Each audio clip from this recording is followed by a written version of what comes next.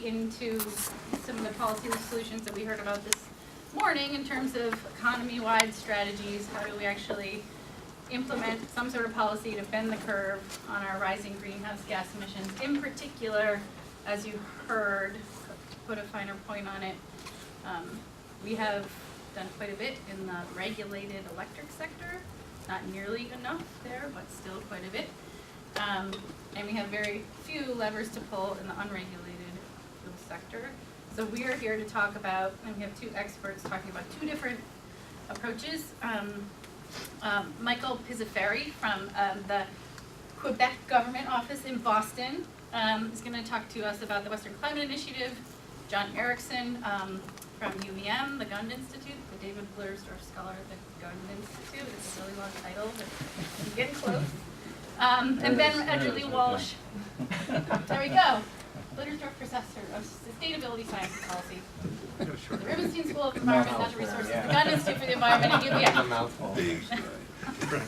And Ben Edgerly Walsh from Vietberg, who's going to talk to us about, after we hear about these two different approaches, what's happening in Vermont. As we mentioned this morning, there's a study, and what we all can do to sort of pursue different policies that could work well for us here in the state of Vermont.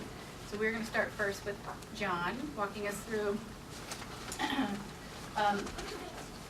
this in general, but also looking at pollution charges more specifically. Sorry. All right. Sure. Okay, thank you, Joey, and thank you all for coming to our long, skinny room. So Joey asked me to kind of give some context first on carbon pricing, and then pivot quickly to Vermont. We can talk, and we're hoping to leave a lot of time for Q&A at the end. So I just want to kind of plant some seeds and some ideas, and hopefully we can use the second half of our time together for a real, genuine conversation. So maybe this is not surprising, but the World Bank, not exactly the liberal bastion of economists, but a real conservative group, recently has done a study on state and trends of carbon pricing, kind of tallying everything around the world up to 2018. My main point here is that carbon pricing is the rule, not the exception. It is everywhere.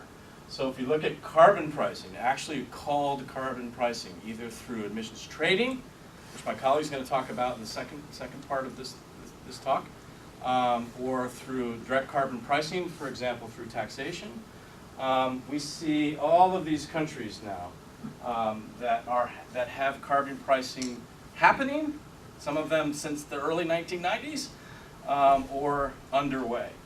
If we look at Europe, we get some really great examples of mixes of both carbon taxes in blue and emissions trading schemes in green. Europe's an interesting example for us to study because of the border issues. It's not, you can drive across the borders, you can fuel across the borders, you can trade energy across the borders. So studying the European context is important for us, especially the Northern European context with rural countries like Norway and Sweden.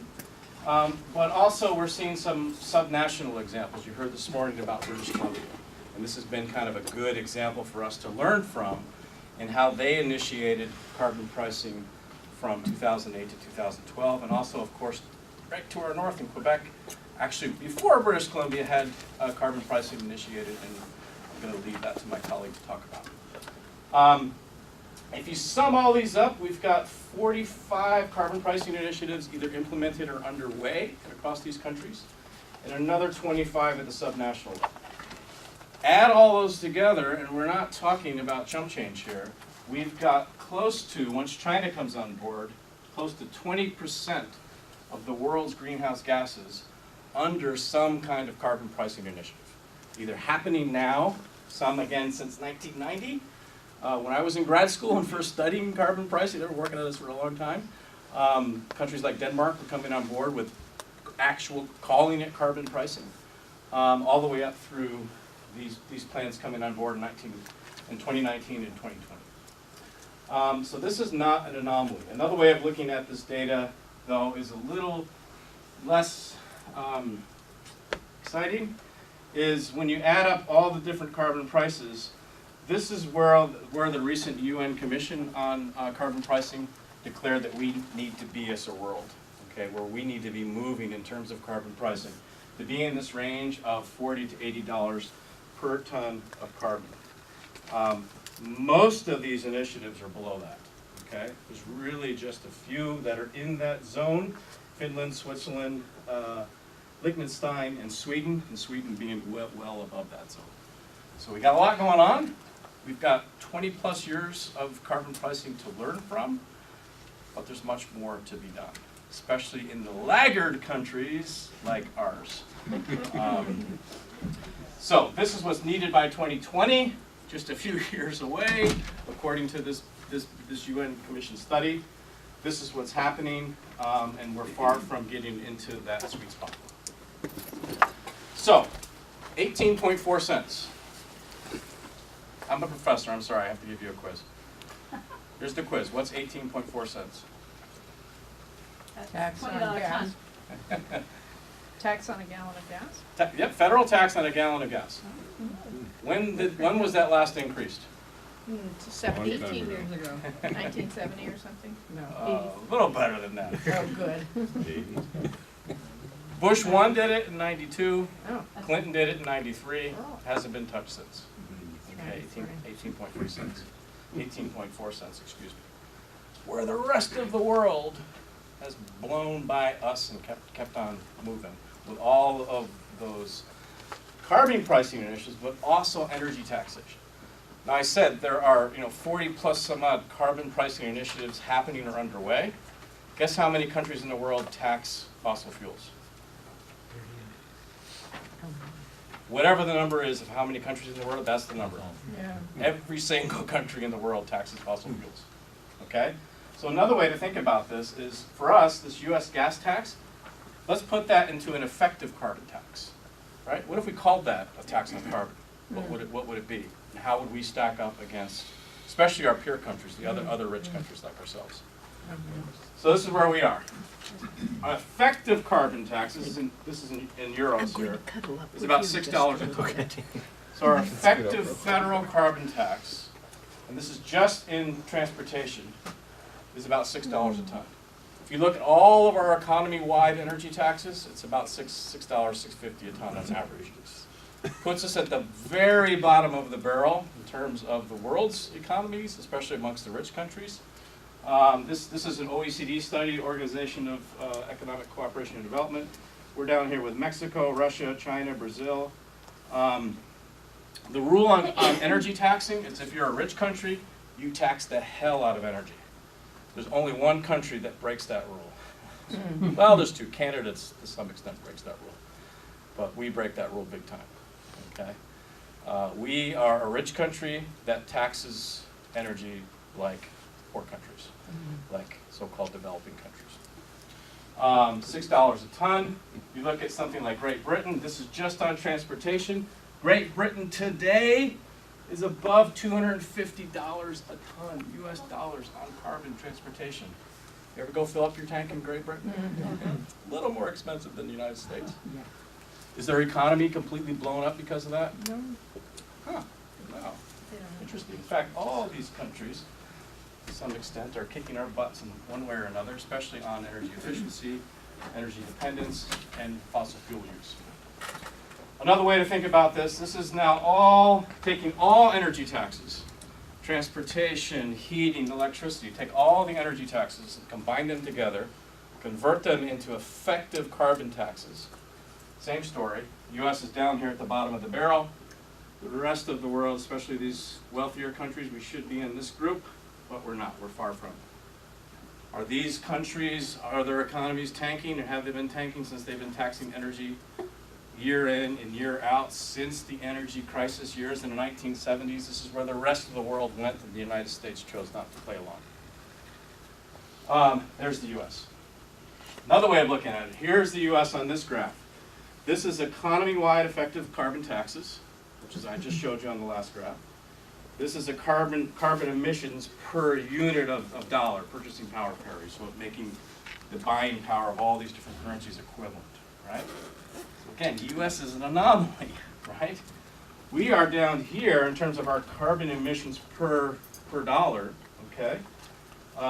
Down here with India, Mexico, Brazil, Russia, China. These are peers, right? Have much higher effective carbon taxes now, and therefore much lower carbon emissions per unit dollar of production. Okay? So, in answer to the question, do carbon taxes work? Seems so. Do they kill your economy? Not so much. Here's another way of looking at this. Same graph here. These are economy-wide effective carbon taxes. Okay, so take all the energy taxes in a country, convert them into carbon taxes. What would they be? Again, you get it from 0 up to over 100 for Switzerland. This is GDP per capita. So again, the United States is a rich country with really low carbon taxes, right? Effective carbon taxes. Here's the U.S. down here with Russia, Mexico, China, India. Canada's a little better than us. Austria's a little better than us, but our peers like Germany and France and Great Britain are all up in here. In fact, there's some wealthier nations in our per capita terms that are wealthier than us and taxing carbon 100 times more than us, economy-wide. So it makes me think, as an economist, what's the strategy here? How could we use carbon taxes? How could we use tax policy? How could we use tax shifts? How could we use the government's ability to tax, right, to reduce something that we don't want, carbon pollution, dependence on fossil fuels, and increasing something that we do want, right? Incomes, the jobs, and that kind of thing. Like, can you do this kind of balancing act? And the broad evidence, when you look at this at the national scale, is yes. Another way to do this, before I get to the Vermont context, is to look at this state by state. So I'm suggesting we have 200 plus experiments at the country scale in taxing energy. We have moving towards 50 experiments on actually taxing or pricing carbon itself at the country scale. But within our own country, we have 50 experiments. Right? 18.4 cents has been the gas tax for the US since, what did I say, 1993? But states also tax gas. So this is data from the American Petroleum Institute. Here's the average for the US, 52.4 cents. So that's the federal tax. That bar is the same for every state. And add to it the state tax. Vermont is below the average when you look at across all 50 states. Okay, we're at about 50 cents per gallon. And this spread from the lowest, Alaska, to the highest, Pennsylvania, is almost 50 cents. That's well within, 50 cents is a huge range from state to state to state. However, this is still cheap gas, even when you add in the state gas tax. Okay, I just looked up the AAA average US gas price right now. It's about $2.52. Any guess on how that compares to the world average gas price? Half. Quarter. Yeah, half. That's 50% of the world average. Again, our peers, when you take all the world's countries, are a few OPEC nations and all of the very lowest income countries in the world, and then the US. And those are our peers in terms of how we price carbon in this case. So lessons learned, every nation taxes fossil fuels, and if you convert those into effective carbon taxes, we got a really great data set that we can look at. And I've been studying this for 25 years now. We got 45 national carbon pricing initiatives that are either implemented or scheduled to come on board just in the next couple of years. So this is actually calling it a carbon tax. Right? But in this country, no. In the United States, no. Well, we have, this would include permit schemes. So it would include California, Massachusetts is coming on board, Oregon's going to be included in that, New York. So we're seeing permitting, right? We're seeing emissions trading, but not carbon taxation. And 25 subnationals. So that would include California, for example, would be included in that sample of countries.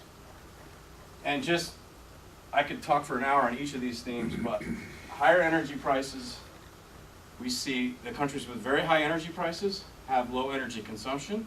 That's good. right? That's kind of econ 101. The higher the price of something, the less you consume of it. We also see much lower CO2 intensity. So how much CO2 is behind every dollar of production? High-price countries, really low CO2 intensity. We see high incomes. The countries with the highest prices on carbon are also the high-income countries, right? And I'm not going to unpack this theme today, but those actually end up being the countries that are the most equitable in terms of income distribution as well. There's a lot of connection to fossil fuel dependence and income inequality at the national level. And Bill McKibben alluded to that this morning. So where I want to end here is just briefly talking about designing state carbon prices, given what we've learned over many decades of either actually pricing carbon or effectively pricing carbon through energy taxes. So the big questions for us in Vermont are how to structure our price signal. And again, we got lots of experience to learn from. What do we do with the carbon dividend, with the carbon revenue, right? Once we collect that money, either through a permit or through a tax, what do we do with that money? And how do we design a system that actually strengthens our economy? Okay, 'cause especially all those European peers that I talked about, they designed it to strengthen their economy. They weren't looked out to destroy economies, they were out to strengthen their economy. So what's the Vermont context? You heard a lot about it this morning. You've heard a lot about this conference. We are the smallest economy of all 50 states. We are the most rural economy by the census definition of all 50 states, although the next census, Maine might beat us on our ruralness. But we are the most rural economy of all 50 states. We therefore drive a lot per person, right? We happen to be in the Northeast, so we've got this old housing stock problem, oil dependence problem. You've heard all of these facts, right? So that's the context of Vermont. But we have choices in how we structure the price signal, what we do with the carbon dividend, and how we use it to strengthen the economy. So, this is the planting seeds part for discussion, okay? Price signal. Big questions are which carbon to price or which greenhouse gases to price, right? And so far, the proposals that we've seen in the State House are economy-wide carbon, but excluding the electric sector, right?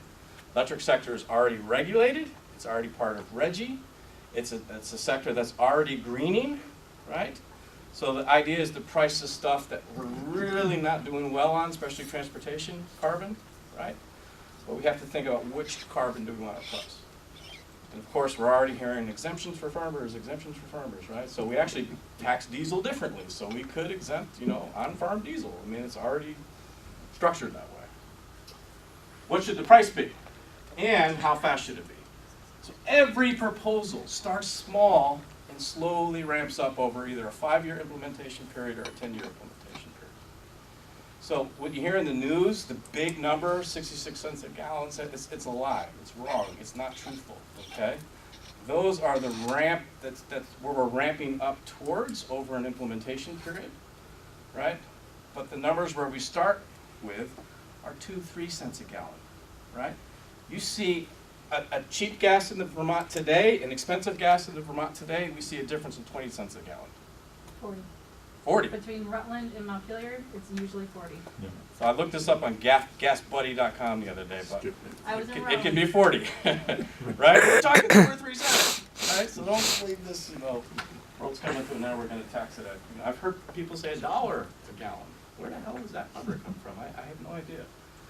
And how fast we do it, right? What's the pace? What's the pace? Then what do we do with the funds? What do we do with the money? So we take the revenue, right? We've seen proposals where we take that money and you get what economists call double dividend, right? You take that money and invest it in weatherization. You invest it in electrification of heating. You sort of take the money to reduce carbon emissions and even go farther to reduce emissions with the investment. So some early proposals said take 50%, use it for that, or take 20% use for that, or 10% for use. So that's a design question for us to think through. Tax shift. Every proposal out there has talked about shifting the tax base, right? Again, if we want to tax the things that we don't want, carbon pollution, encourage the things that we do want, Vermont jobs, we can do that. with tax design, or targeted rebates. Okay, so one of the proposals that I've been part of thinking through is called the Essex Plan, and that is taking carbon from, for example, carbon prices from the transportation sector, and trying to offset the price on your utility bill, and target even more so those utility bills of rural Vermonters or low-income Vermonters. So it's all in the design, and every one of those countries goes through the same thing, designing how they want their carbon pricing scheme to work, and using the revenues to do something targeted with it, okay? Fighting economic fairness, doing further green investment, or rejiggering the tax structure to make it a more progressive tax structure and not a more regressive tax structure. And then finally, there's a long list of ways that we can encourage economic resilience, the transition of the Vermont economy to a renewable energy future. Study after study shows that we can do this in a way that increases the income multiplier in Vermont. You heard the number this morning, 8 out of $10, right? Every fossil fuel dollar you spend, 80 cents of that dollar just leaves the state. So we can recycle that money, and how we design this system, we can get an income multiplier, we can get a local job multiplier. Okay, some of the studies that I've reviewed look at that. You heard this morning about price stability. That's a huge benefit to moving towards renewables and away from fossil fuels, especially in heating your home. Encouraging innovation so that we move towards an innovative economy rather than a fossil fuel dependent economy. Okay, we're the only state in the country that doesn't make base electricity with fossil fuels. The only one. We're not a fossil fuel state. Now, if I were giving this talk in Texas, you guys all could have booed me much sooner, right? But it's a different kind of economic impact in Texas, right? But here, we don't make this stuff. We don't refine this stuff, right? We just sell it. That's it. Right. And then community resilience. We can talk a lot about the resilience effects of this. So there's some studies out there for follow-up. REMI, nonpartisan, excellent sort of state-of-the-art economic modeling group did a study that looked at this. Our state of Vermont did the total energy study that looked at carbon pricing. These guys looked at carbon pricing. I was part of the Vermont Climate Change Economy Council. One of the recommendations there was carbon pricing. Our own governor's committee, council, commission, Climate Action Commission, one of their recommendations was carbon pricing. So I testified this last session on should they spend money to study carbon pricing, and I was like, I guess so, but just read the freaking stuff that's out there, right? And if you want to spend money to do another study, then do it. So Ben's going to talk about that. There's a decarbonization study that will be released in January. My guess is it won't say much different than what I just told you for free. That's the end of my spiel. Thank you. Thank you.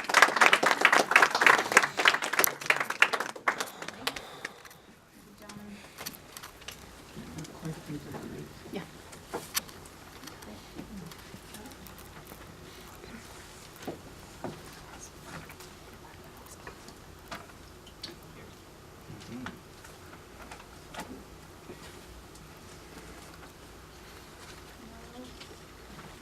Oh, there we go. Great. Well, thank you so much, Sean. I think that sets up everything well. And most of all, thank you, Joe, for inviting me to come speak with you guys today. So, as she said at the beginning, I'm from the Quebec government office in Boston. So we represent the Quebec government in the 6 New England states, obviously including Vermont. And I'm really excited to be back here in Vermont because we've been having this conversation about carbon pricing in the New England region for quite a while. We've been invited back again and again. It's usually my boss, our delegate to New England, but today I'm here. But Vermont really has been the center where we've seen a lot of discussion about this topic, a lot of momentum on carbon pricing. And as refreshing as that is, it's actually not that new that we've been working together as a region to tackle GHG emissions. So for those of you who aren't familiar, every year the New England governors and Eastern Canadian premiers conference meets in a different jurisdiction in Eastern Canada or in New England. And they were actually the first jurisdiction anywhere in the world, the first time that multiple governments got together to tackle and address climate change. And that was 4 years before the Kyoto Protocol. So the 6 New England states, the Eastern Canadian premiers, including Quebec, set this 75 to 85% emissions reduction level. And so you can see Vermont on there, obviously a little bit more ambitious than Quebec, but we share similar goals for the reduction of GHG emissions between now and 2050. So what I'm going to talk to you about today is really Quebec's history with carbon pricing, how we kind of got to an economy-wide cap-and-trade system, which we have today. We actually started with a carbon tax, which is why starting with John's presentation was perfect, because we instituted that, and in 2006, it was actually the first carbon tax anywhere in North America. So we were the first jurisdiction to institute this. And it was in order to meet our goals for the Kyoto Protocol. So at the time, which may sound somewhat familiar, the Canadian federal government was considering pulling out of the requirements for the Kyoto Protocol, which it formally did in 2011. And so Quebec said to itself, well, we're going to have to meet these goals ourselves, and how are we going to fund this process? And the way that it was decided to be done was through a carbon tax system.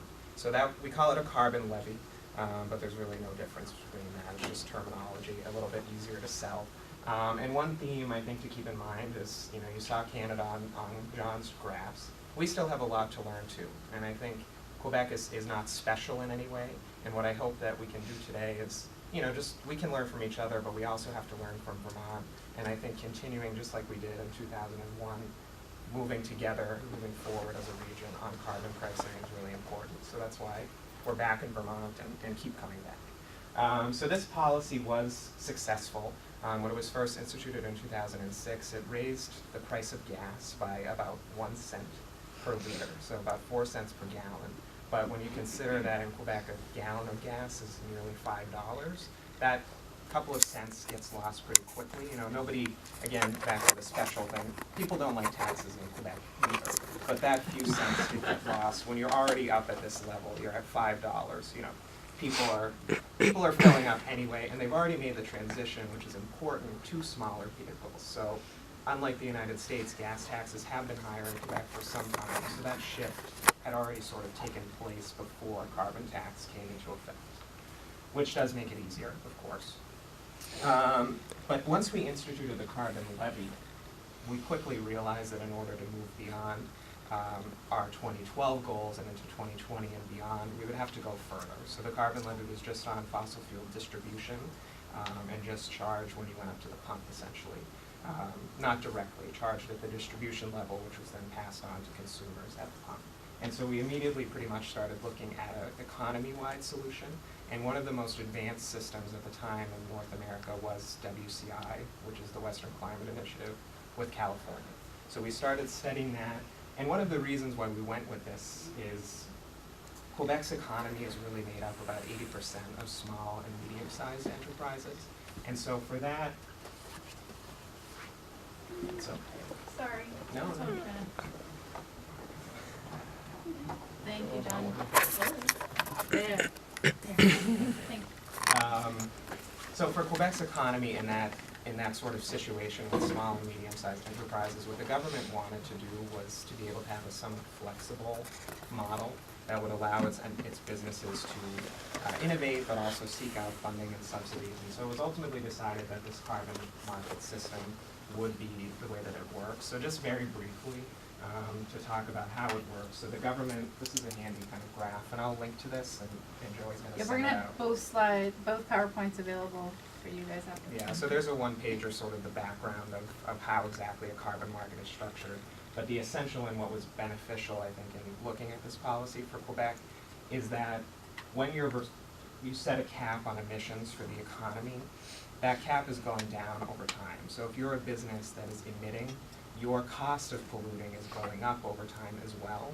But on the other end, you're also getting a benefit and a potential reward for reducing your GHG emissions, because then you can sell back on the carbon market and the price is going up over time. And so you're able to say, well, I reduced my GHG emissions, I no longer need these unit allowances to emit pollution, and so I'm going to sell them, sometimes even for a profit. The price right now, there was an auction last week, the price is at about $15.30 US. So in thinking about how Quebec actually came to this cap and trade system, why we decided to go with that, why we didn't expand our tax. I talked about that a little bit with the flexibility of our businesses, but it wasn't